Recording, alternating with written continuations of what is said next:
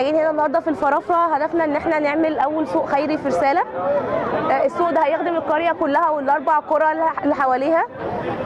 القريه ما كانش عندها اي سوق خالص، هم كانوا بينزلوا كل اسبوع من القريه هنا، من قريه النهضه لغايه الفرافره عشان يجيبوا احتياجاتهم. فاحنا فكرنا ان احنا نعمل حاجه دي نوفر عليهم المشوار، بدل ما احنا كل اسبوع الناس دي هتنزل لغايه هناك.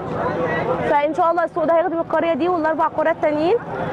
هدفنا ان السوق ده ان شاء الله هيبقى سوق اسبوعي، وبعد فتره قليله جدا هيبقى سوق يومي.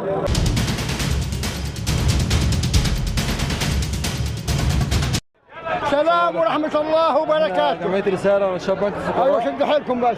ربنا يكرمك. امين يا رب، احنا وانت والجميع يا رب. انت النهارده مبسوط؟ اخر تمام الحمد لله. الحاجات كويسة؟ الحمد لله. الحاجات اللي شكلتها كويسة؟ بس تكتشف منها دي وحشة. والاسعار؟ الاسعار يعني مظبوطة، ماشية حالها. الاسعار كويسة؟ ماشية حالها.